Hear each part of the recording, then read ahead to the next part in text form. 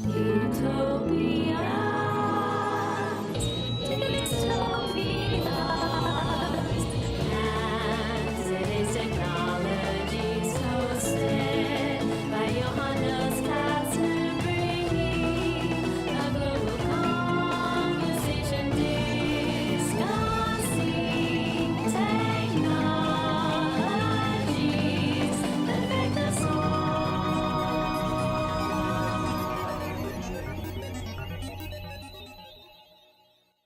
Hello, I'm Johannes. Welcome to the show. I'm here today with Shamika Klassen, and let me introduce her, for which I always read a little script. So she is the founder of the Tech Chaplaincy Institute in 2020, which she recently sold to Learning Forte in the fall of 2022. She's currently a doctoral candidate in information science at the University of Colorado Boulder, advised by Dr. Casey Fiesler.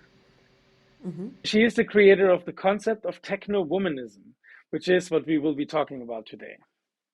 During her time at the Theological Seminary in the city of New York, where she received a master's of divinity, across the street where I got my master's and also my undergraduate degrees. She is passionate about making technology better for everyone and using her skills and talents for social good.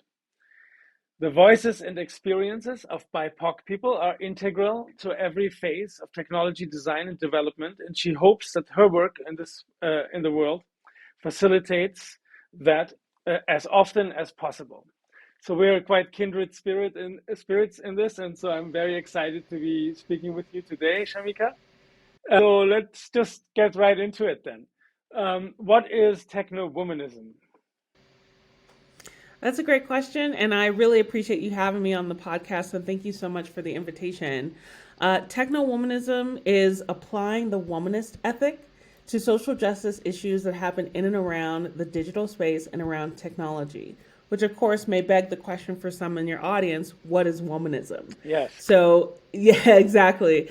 There was an author, Alice Walker, who's still with us, and she, in 1983, wrote a book, In Search of Our Mother's Gardens, A Womanist Prose. And in that book, she defines womanism in 4 parts. The first part is a womanist is a black feminist or feminist of color.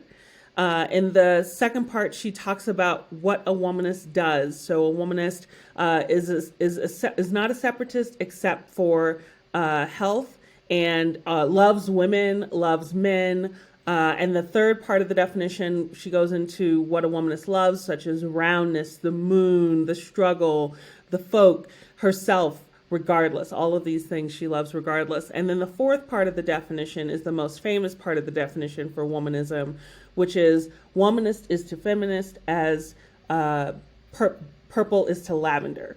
So that quote really encapsulates what womanism is. And then, of course, after this definition was provided, there were theologians, so black women theologians, who took this concept of womanism and anchored it in their religious experiences and their perspectives on divinity. So there are women like Emily Towns. There's also the waves of womanism, similar to sort of the waves or the cadences of feminism. So the first wave of womanism was about connecting the womanist theology and establishing it in the experiences of black women and making the case that the black women's religious experiences were a valid starting point for theological reflection. And then the second wave of womanism was more about expanding who was a part of the conversation and what womanism was about. So this is establishing the womanist ethic, opening up the conversation beyond just religious experiences.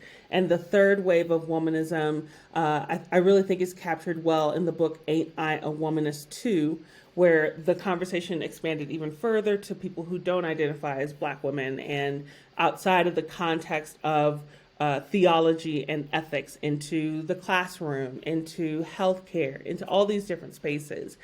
So by the time I came to learn about womanism, I was at Union Theological Seminary, as you mentioned, in the city of New York, and I was learning from Dr. James Cone, may he rest in power. He was teaching a class at the time. It was an introduction to liberation theology, and one of the things I'd never forget him saying was that each of us has our own theology.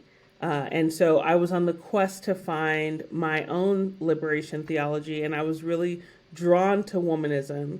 There were people like Dolores Williams and others who had gone through Union Theological Seminary in the beginning of the womanist theology first wave. And so I wanted to find a way to engage with womanism with my own passions, which were about technology and social justice.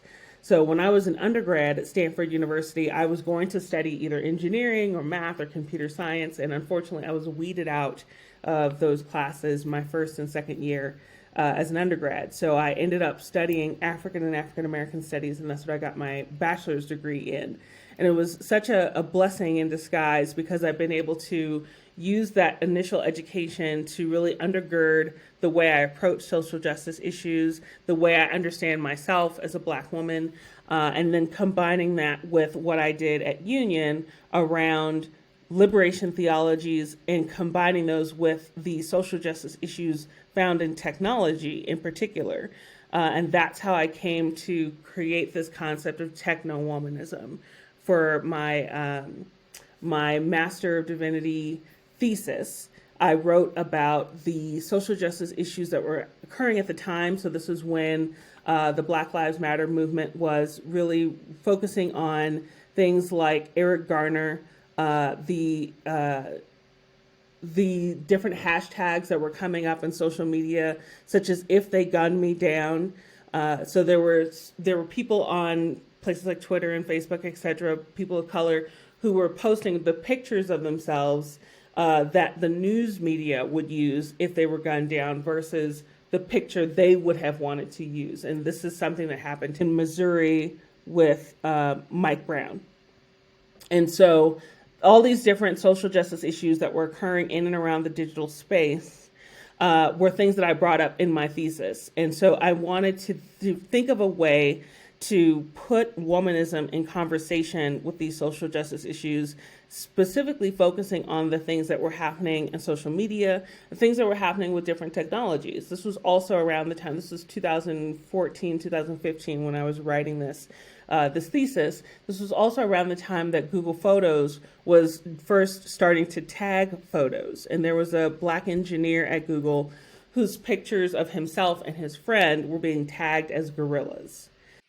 Could I get just for clarification purposes, you mentioned a few things, like, for example, liberation theology. That's a big term. Not everyone is necessarily familiar with. Could you elaborate on that a little bit? Absolutely. So liberation theology are theologies that are rooted in the religious experiences or perspectives of people of color, of marginalized people.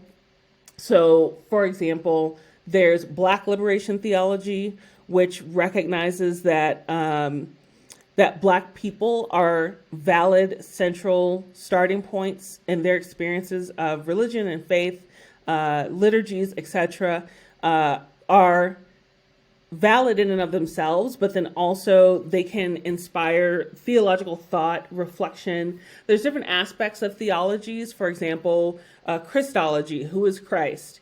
And so, for example, in Black liberation theology, Christ is a man of color. He's recognized not as the white Jesus that you have often seen in traditional church iconography. Yeah. And so recognizing that Jesus was a person who lived in the Middle East so many centuries ago and was not a white man, Of with course. blue eyes and Yeah. long flowing blonde hair. So that kind of thing. So that's Black liberation theology. But there's also Dalit theology from the Indian perspective. There's Mujerista theology that is anchored in Hispanic women's experiences, and it's about the quotidian, the everyday, and that's a valid starting point for religious experiences and faith traditions. So that's just a little bit about liberation theology, if that's helpful. Yeah, absolutely. Just to put it into context, what your Hmm. work is about. You're in some sense a theologian. Is that correct to say? Well, I've never thought of myself as one, but I would imagine you could make the case. Okay, because your master's degree is in theology then. It's in social ethics, and Ah, yes, nice. so yes, I was exposed to a lot of the same kinds of training that a pastor or an imam or a rabbi would be exposed to on the way to becoming those things. But I chose, instead of going into a faith tradition or a faith community, to go out into the world with the desire to really address the social justice issues that are happening in technology from the perspective of a practitioner, or as opposed to the perspective of a practitioner in a faith community. And you're also a technologist, and so you're combining these. Also, it's an ethics basically that you're applying to technology in particular that has a sort of theological background.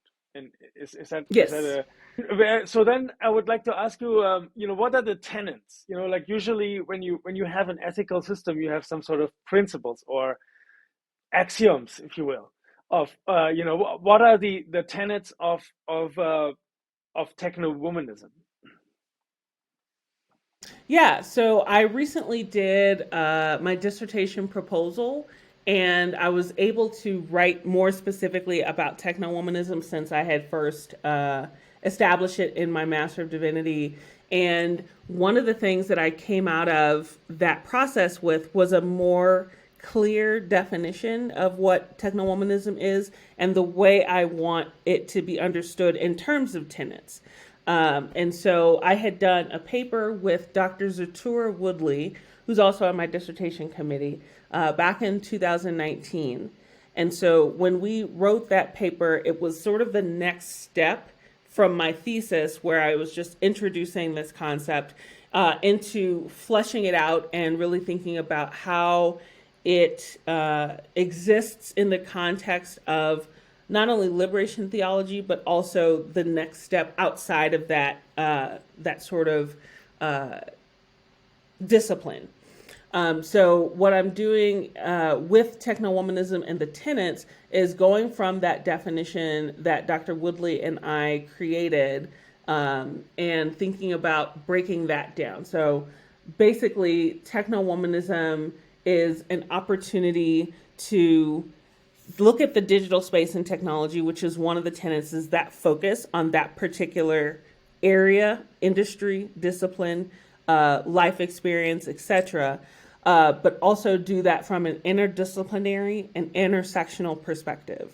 So interdisciplinary meaning I'm not just using theology, I'm not just using ethics, I'm not even just using science and technology and society, or science and philosophy, or the philosophy of science, or information science, but I'm using all kinds of disciplines. So being informed by critical race theory, black feminism, womanism, digital black feminism, all of these different concepts, theories, disciplines that will go into how we address those social justice issues in the digital space and technology.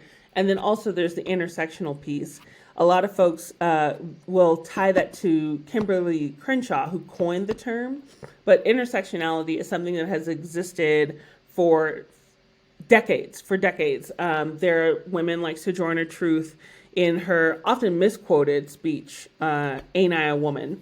But in that speech, she talks about how her womanhood is not recognized because she's a black woman. And so she talks about how she did all of these things as a slave, had all of these children, was able to work as hard as anyone else, but No one holds her hand as she's stepping off of a carriage, if she's ever even given the opportunity to ride in one. People don't treat her the way they did white women at the time. Yeah. And Right. so Sojourner Truth was around in the 1800s. Then you had the Combahee River Collective in the 70s. They talked about having multiple identities with which were a part of their own political action, as recognizing each of those kinds of identities across race, sexuality, class. And then when Kimberly Crenshaw wrote about intersectionality, she was inspired to do so from a court case that was happening against General Motors. There were 5 black women who sued them because they were not offered positions, or they weren't hired because the factory and the judge ruled that they were wrong, because the General Motors factory hired black men, and in the offices they hired white women. So they said, well, it's not racist because they hire black men, and it's not sexist because they hire white women. But here you were, a group of black women who were not going to be hired in the factory because they were not men, and they weren't going to be hired in the office because they were not white women. So Kimberly Crenshaw, who comes from the legal field, saw this particular court case and wanted to name this liminal space that the legal system put these black women in. And then she also expanded the conversation as well to other identities that we all carry, and put those in conversation with Patricia Hill Collins' Matrix of Domination, which is the interlocking systems of oppression that are also in play in these kind of scenarios. So then it's really important to not perpetuate these things when more and more decisions are being made by AI algorithms, for example, right? So I see how this connects to very well to technology. So I can see, Mm-hmm. is that sort of the direction that you're working in, to basically say that that we have to be careful to not, that all of these kind of systemic issues that are going on, as you just described them, that they will be perpetuated by algorithms made by particular types of people thinking in particular types of ways. And is that sort of, Mm-hmm. because that is absolutely important. I think this is absolutely critical as well. So this is Mm-hmm. also why I invited you, because this is something I wanted to talk about as well. But I think that, Mm-hmm. in the very long run, right? My worry is a little bit, it's so I can see all of these things as huge issues, right? It's and it's very important to understand this intersectionality issue, but at the same time I think that we should maybe not perpetuate it as well, because categories themselves were made up by particular types of people at a particular time, and in a way that is like sort of the deepest way of colonialism is really the categories themselves, black and woman even. There is this critique of this by Michel Foucault, a French intellectual, who went maybe too far in this, I could say, but I still find it very interesting to think that these categories of being black and being white are made up by particular type of people at a particular time period, and they were meant to dominate somebody. And so then in the long run, would we not be better off to just basically dispense with all categorization of humans, and just to say that we finally arrive at a place where we're all just humans? But I can Mm. see, the right wing, is often using this sort of type of thinking to say, oh yeah, let's just get rid of these categories so that we can keep discriminating based on them. And without those categories, I guess you would not know that all the women that were hired were white women, and all the black people who were hired were men, right? So you'd have to have these categories to actually know the bias. So it's kind of a trap. But the categories themselves, I feel like at some point, in the future, somehow I feel like the dream should be to not have them. What do you think Mm. of that? I see. I feel like that is a tricky conversation in the sense that the idea of removing all categories and having everyone, instead of being whatever various categories they identify with, being simply human, because there is so much erasure in that concept. Yeah. Okay. So my identity as an African American Right. Right. woman, female identified, woman aligned, all of these different pieces um, are the way that we organize our identities. So Mm-hmm. here's an example that you might appreciate. Once we have, for example, general intelligence AI, sentient AI that's able to think for itself, right? If these are embodied in humanoid robots, so then that will force us to recategorize how we identify ourselves as humans, as a collective, because now there's a whole nother entity on the scene that is identifying as a on the level of or even beyond where humans are. It would be similar if we were able to officially, if aliens came and we were able to officially say, okay, these UFOs that the government has confirmed have now been identified, right? And there's another sort of sentient being out there in the universe. We would have to sort of figure out how we identify ourselves in the midst of that other entity. So it So forces you're us to saying, think about it from that perspective. okay, so basically identity is always kind of constructed by otherness, by opposition to, or not necessarily opposition to, but by contrast with some otherness. Well, or you could see it as who was within my community, Mhm. right? So I have various communities that I belong to. So I don't necessarily identify my blackness against whiteness. I identify my blackness within my history, my culture, my context, my the black oral traditions that I'm able to draw from, and I think that's something that is really important to make a distinction about. So if whiteness is centered and dominant, and then everyone else is sort of okay, this is how you're different from whiteness, or this is how you're aligned with whiteness, and that's the way we categorize things. That's part of the white supremacist system, Yeah. is centering that whiteness and that dominant culture, and then having everyone else be the spokes around that wheel. Right, right, right. But what if we could break this kind of, let's say this, this dominant uh, white supremacist system, which I hope we can. So let's say we break it at some point, at the end of the day, like if we can all get together and break that system, would it not be beautiful to be able to have a community that is really global in nature with just human to human? I think that's possible without necessarily erasing the context, history, culture, and Okay, okay, sure, yeah, all of the yeah. different offerings of the communities that exist. Yeah. And so then, Yeah. So there doesn't need to be animosity across diversity.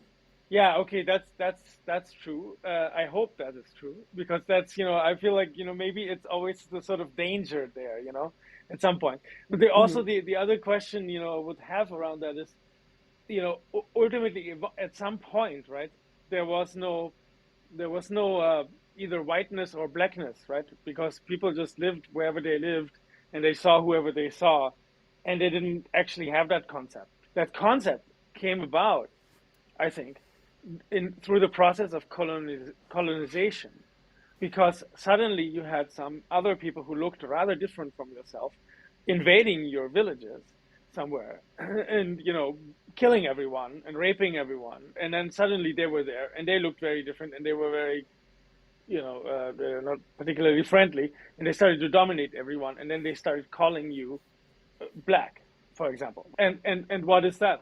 I think it started there. I mean, it didn't exist before Well, even historically. before right, so even before those racial categories existed, there were still people like for the Roman Empire or any of these other Hmm. empires, the British Empire that existed, right? Before Yeah. racial categories, there were power dynamics that were in place. There were nationalities that were in place. There were religious communities that were in place, and those were used to otherize and Yeah. to create Right. hierarchies. That's where this thing of blackness and whiteness came about, right? Through this process. So is it not true that at some point, if this process actually defined us as who we are, we should maybe rethink this definition of ourselves?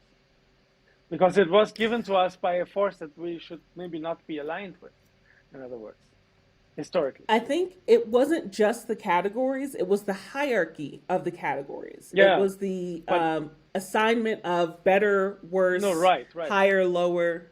But the categories Yes. themselves as well, right? So this is the Foucault, the Foucault argument that that Mm. that these categories themselves, like being gay, for example, was a product of the Enlightenment period, which which before that there were some men having sexual relationships and romantic relationships with other men, and there were some women who had romantic relationships with other women, but they weren't calling themselves gay. And so this idea, this category, came about in the Enlightenment period, and that is his Hmm. argument. That's Foucault. That's the Foucauldian argument. And so I'm just saying, maybe there is something about tearing it all down. Tearing down not as in erasure, but something like more conscious than that. Like a conscious choice.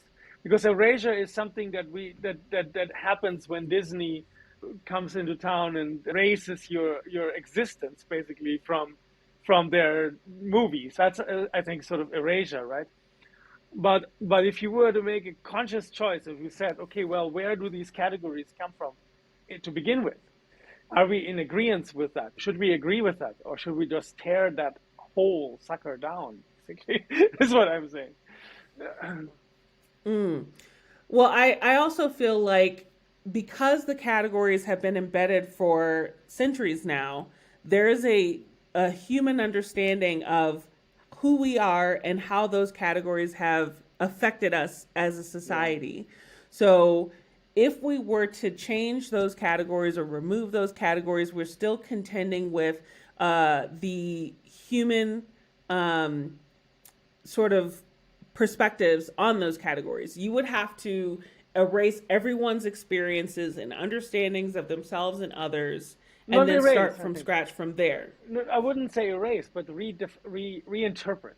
So the idea would be to say, we can still understand the pains that, for example, James Baldwin was going through as a young man in America for reasons that had to do with some definitions and categorizations, actually. We can still understand everything that he's writing, and but we can maybe reinterpret it a bit and say sort of like we could still actually, in some ways, make our own identities out of these. We can maybe, instead of owning identities that were kind of given to us by the Enlightenment period, which is hundreds of years ago, I agree. But instead of owning those, we could reinterpret them and make those old definitions part of our new definitions, if you will. You see, but in a very conscious sort of creative approach, rather than a sort of approach that where we take these categories as a given. You see, Hmm.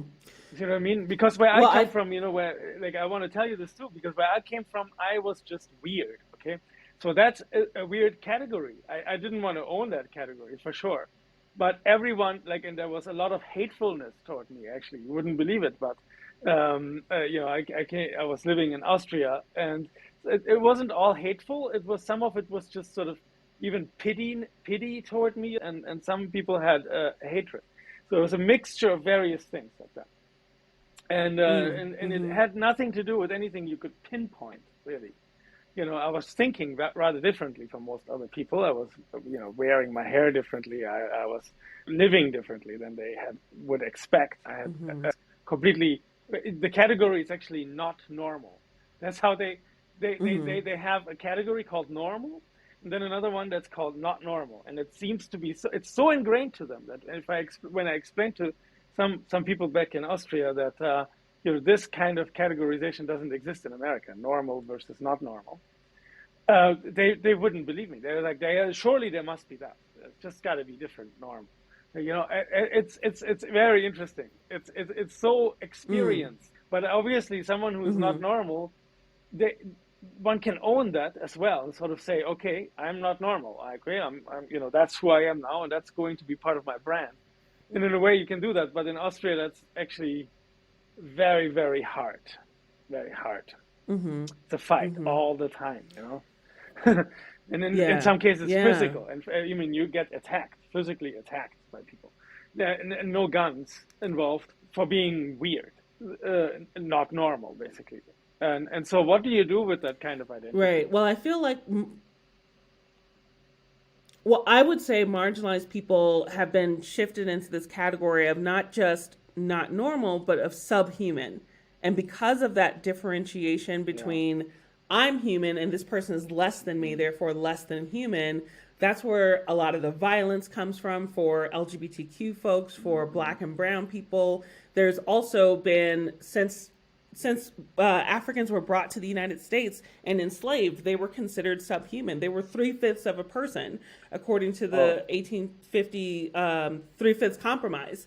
And that was yes, yes. done so that the cattle, the human cattle that were in the South, wouldn't count for more than for one person at a time, because that would give so much power to the South politically, as they were figuring out how many people to count for these states in order to give them electoral college votes, whatever the case was. Yeah, But yeah. I think because black people in America have been advocating for their humanity for so many centuries, through abolition and then through the civil rights movement, and even today, um, we are not seen as human to so many people. We're still considered to be subhuman to a number of people, far too many people.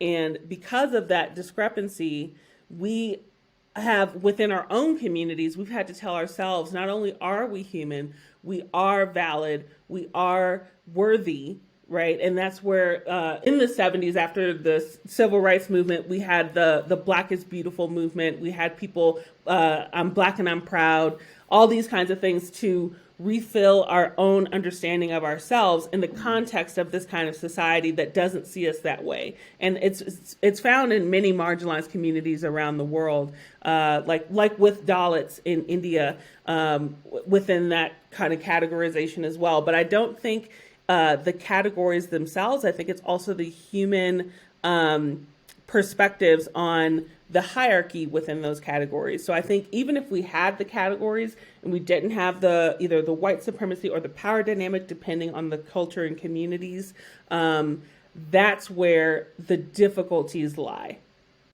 So to bring that back to technology, I mean, a lot of the white supremacists, I think, are not able to build technology, and they are not really involved too much in that scene, right? Is that fair to say? Oh yes, yes, yes, yes. White supremacy is not a person; it's a system. Yeah, yeah. Is that perpetuating itself in the technology space?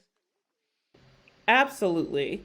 I mean, when you think about the way that that machine learning works, you Yeah. get a database, you feed the database into the system, and then you get an output. The databases that are collected for different things are often skewed with white men, Hmm.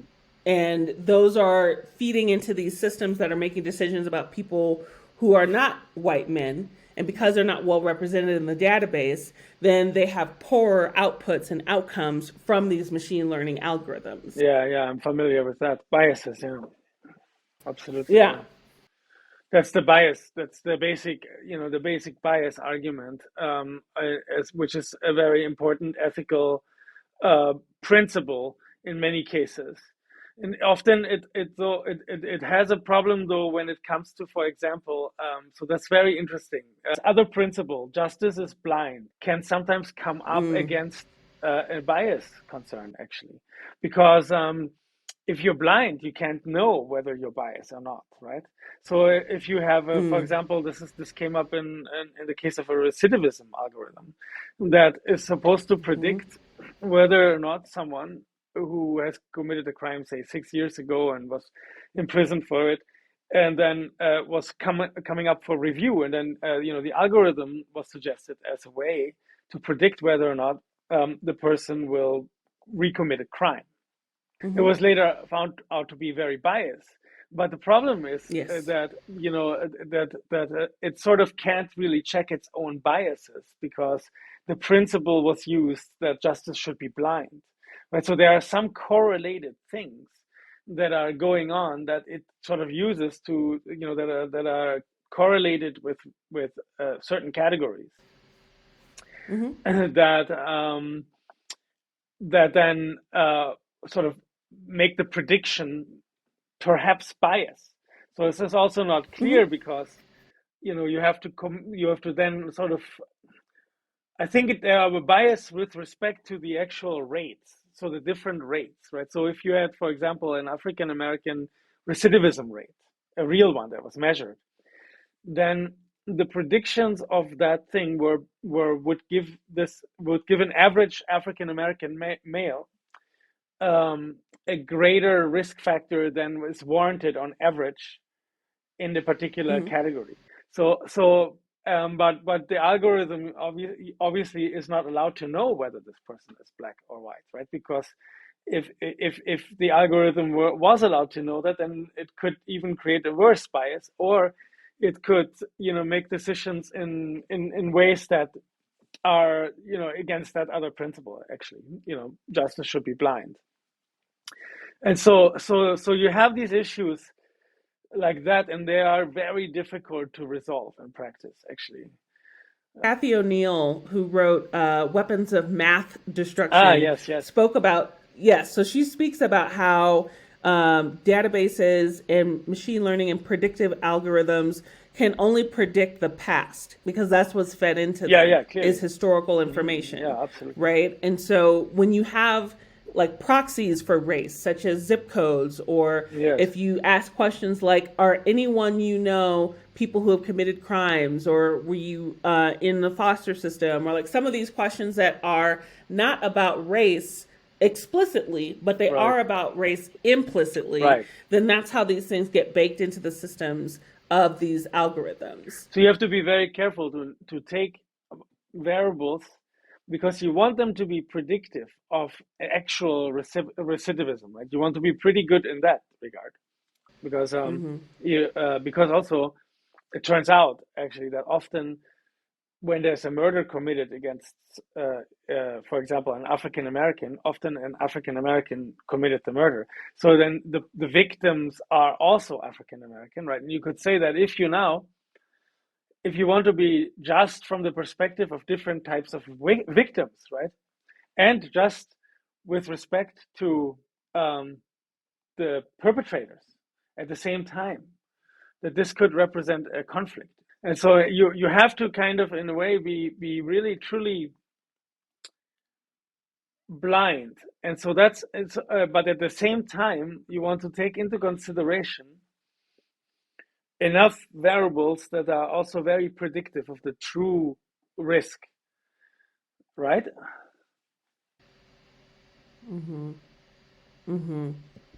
Yeah, I feel like there's black on black crime is sort of like what would you call it? Like a dog whistle. Yeah, against the black community, this sort of carrying call that says, well, black on black crime, black people kill each other more than any other race. And I'm not saying that. I'm definitely not saying that. I don't want to say this. I'm saying that in any kind of category, right? It doesn't really matter what category you're talking about. I see. Because America is so segregated, right? So if you think about it, America is super segregated. Actually, you're much more likely to kiss someone from your category than you're likely to kiss someone from a different one, right? So similarly, you're much more likely to kill someone from your category than and so if you're predicted to not be a risk to society, say, and then you're let go and you're actually going to kill someone, right? It's very likely going to be someone who looks like you and is like you in some other dimensions as well. So that's to say, you now have a bias of whom you put at risk. You see, that you see, and I'm not saying this at all in a dog whistle way. I don't believe that at all. At one minute that particular phenotypes have a higher tendency to kill people with their same phenotype. I don't believe that. But what I do think is that people who do have phenotypes do actually end up killing people who all have the same phenotype. So that's true of all categories, and this is And so Right. if you want to prevent someone to be killed from a particular phenotype, right, you got to make sure that you're not underestimating the risk of that person to come out and kill again. So at the same time, you don't Right. want to overestimate it, because then you're keeping someone in prison unjustly. Right? So Yes. this is a very difficult problem, actually, when you look at it from the various things that you want to optimize simultaneously, because you really want to optimize a very accurate risk profile at the same for an individual, regardless of whatever their category is. And at the same time, though, um, you don't want to unjustly overestimate someone's risk because of some category. So you have to kind of do this at Exactly. the same time. And what I'm saying is that this is not easy to do. No, it's not. Yeah. So we Yeah, I agree. that's it's not necessarily true that what I'm saying is that if someone in Silicon Valley or whatever, most likely going to be someone of Indian origin, by the way, um, is going to code up some algorithm, and it turns out that it is biased, that this was, so because it's such a difficult problem, it's very likely that this person was not a racist, actually. That's what I'm saying. Yeah, and I think that idea that the individual racism that exists is the thing to be most concerned about. Like I said, it's a systemic sort of force, and this is what the Matrix of Domination talks about. Like, there's Mm-hmm. these four different components to oppression that are existent throughout society, that affect different people in different ways, that privilege some people and oppress other people based on this intersectional experience. Like, so all those different pieces. Mm-hmm. But then also, I would say the people who are creating these recidivism algorithms, for example, how many of them are in contact with activists who have been trying to fight the prison industrial complex, who have a deep understanding of how the system works and They how should it could be. be better? I agree. They should certainly be. And I mean, that's really important, that you create a network of people with different voices, which, by the way, is what I'm trying to do on this show as well, so that people Mm-hmm. who care about particular type of technologies come into contact with your idea, for example, of Mm-hmm. techno womanism. Right. And so that Right. people come in, they must be seeking more connections between radically different areas that might be affected by their actions. I agree with that 100%. In Yes. fact, that is sort of Yes. the Amartya Sen's approach, I would say, in some ways. Of This is a professor I had when I was briefly at Harvard, and he wrote a book that this book right here, The Idea of Justice. And so Mm-hmm. he and Martha Nussbaum together worked on this concept called capability approach. And this is really related to what you were saying, that you really have to bring into contact the people who your policies, in their case, so they were talking about policies, and in our case, we're talking about technology, Mm-hmm.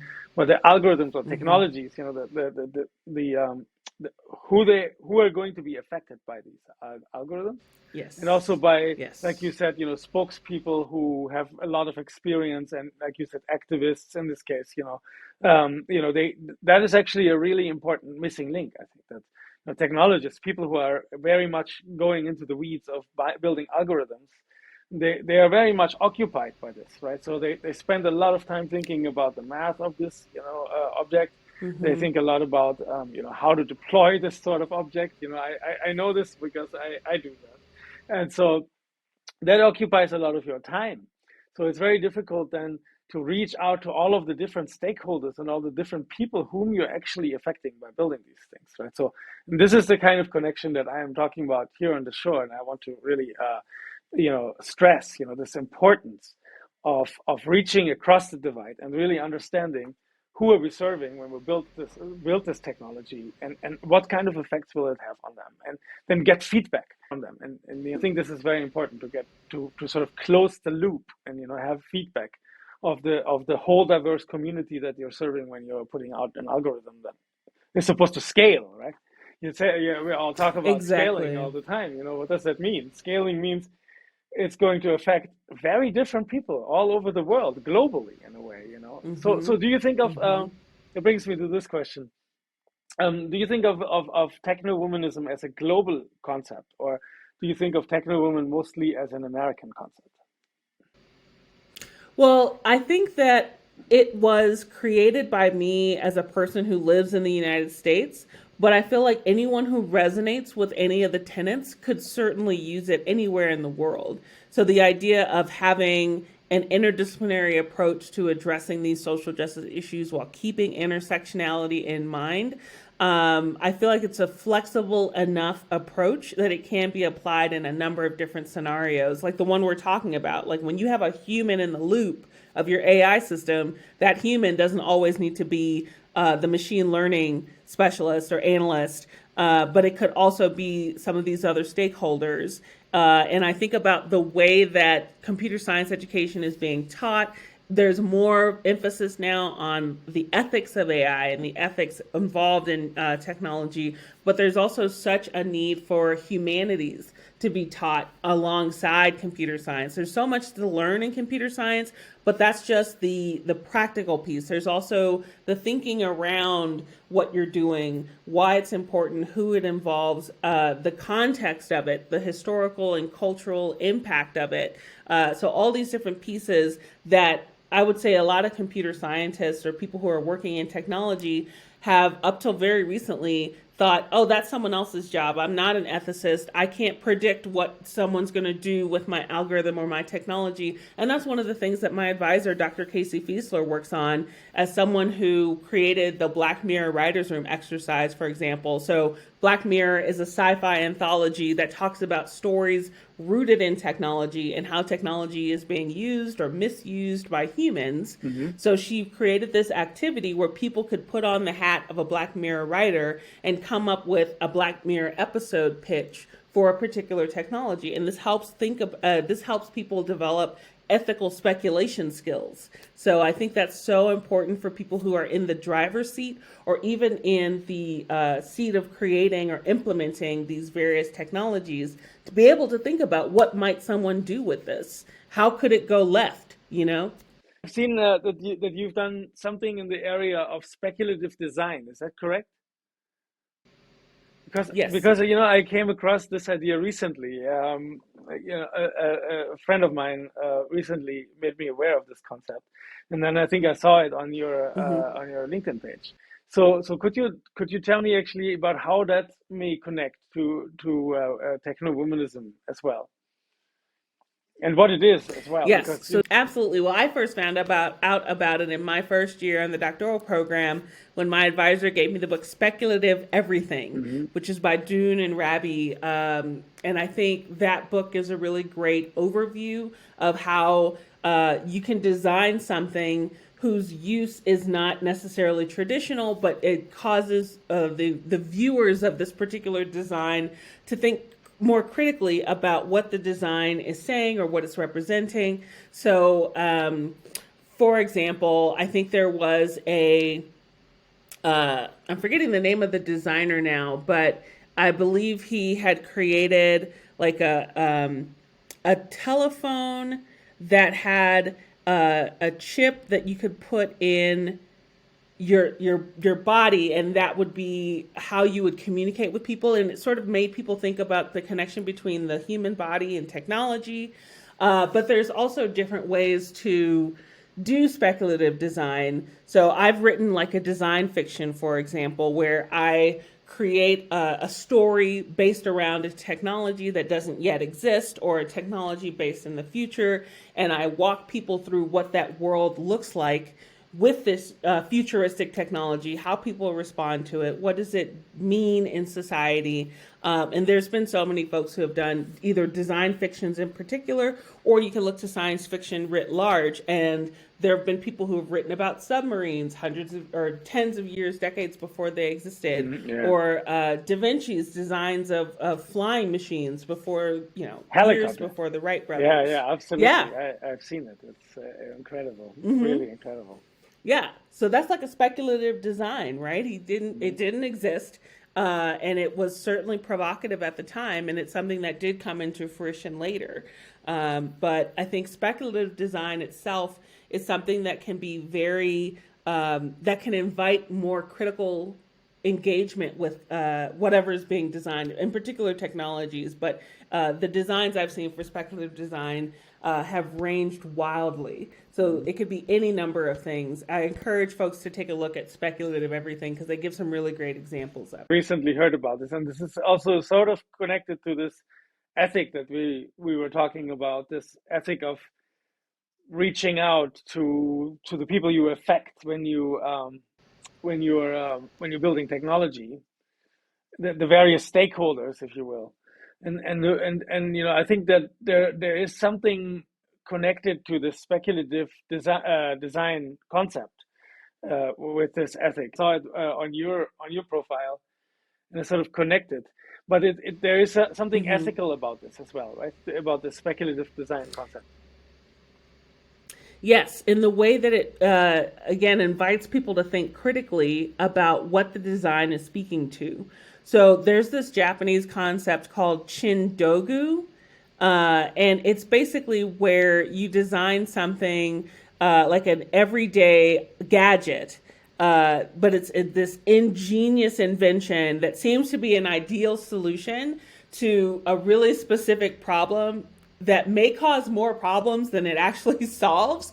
But one example of this that actually became a real thing is the selfie stick. So the Yeah. selfie stick was, yeah, it was a useless invention at the time, but then in the 21st century, obviously it blew up. But then we had people using selfie sticks in scenarios that were dangerous. People have been fatally injured from using selfie sticks. So it really, I think at the time, the person who created this stick with a camera on the end maybe wasn't thinking about that, but it does allow us to think about now the things that are being invented or introduced to the market or different technologies that are coming up, like the chatbots, the Lensa AI image creator, like all these different ways that machine learning and AI are interacting with society. Like a lot of people are talking about how the chatbot, the GTP chatbot, I think it is, or Chat GTP, is going to be very impactful in education, like negatively impactful, as students are going to use this for essays and junior high, high school, undergrad, and it's going to really cause educators to think more critically and carefully and intentionally about how they assign essays. Because if I was a student and I had access to this chatbot, I could just create a quick essay and turn that in. It's not necessarily plagiarized because I'm not copying someone else's work. I'm creating my own work, but I'm using this chatbot. So it's raising these questions that I think are really important to think through. And they should have been thought through before it was introduced to market. Maybe they were and they didn't care. But it is interesting. You could think of it this way also, right? You could say that AI could be an augmentation of our intelligence. So that's what it could stand for, right? It could stand for augmented intelligence. I'm a proponent of this idea. That instead of actually thinking of it, because in the end, this idea that there would be robots walking around with their own minds or something like this seems a bit absurd to me, because they don't really have any wants or needs. They're not human in that way, right? So they don't have children to raise. They don't have any worries. They don't have any apartments to live in or whatever. They don't need any of that. And therefore, they don't really have their own interests. They're always going to be, in some ways, fulfilling the interests of someone else, right, of a human being. So in a way, they're augmenting their intelligence, right? They're doing something for someone else.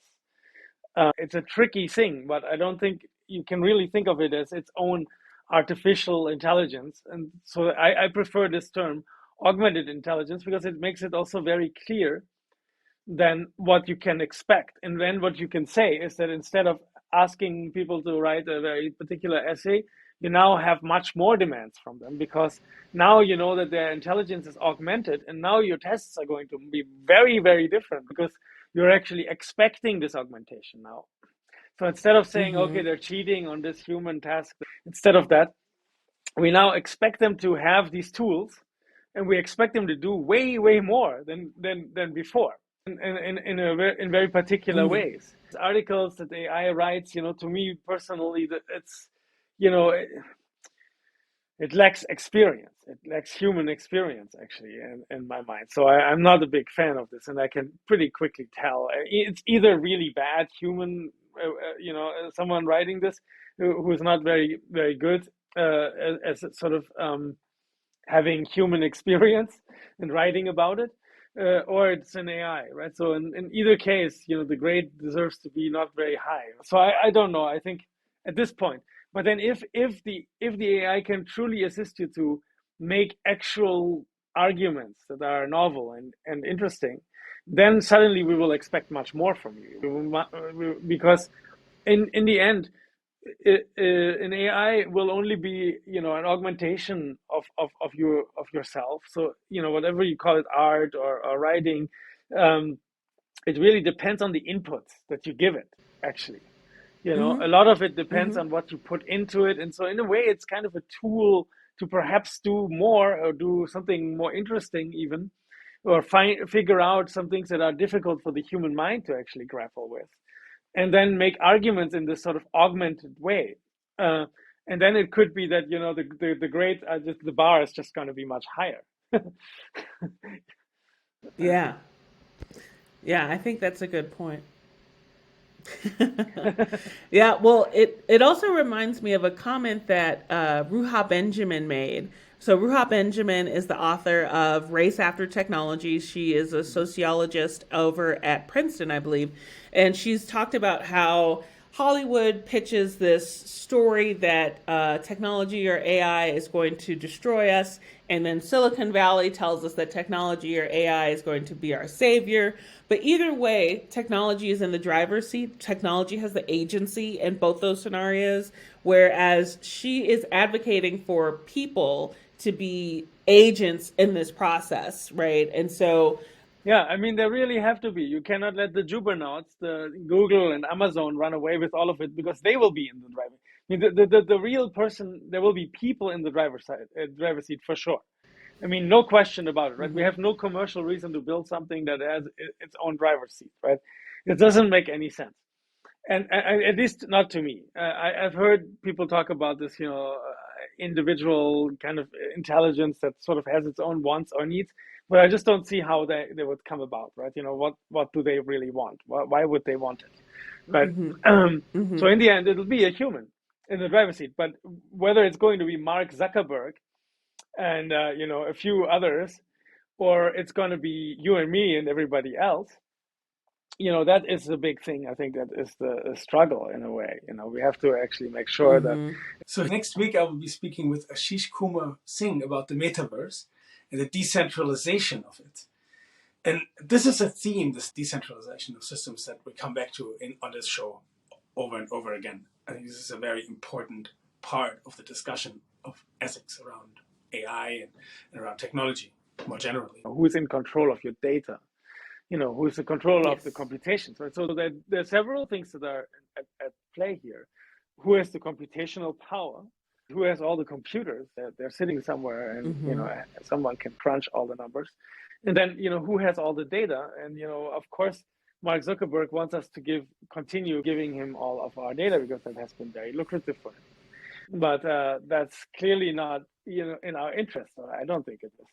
So, there is something that I think might also be involving this, when we're talking about this whole,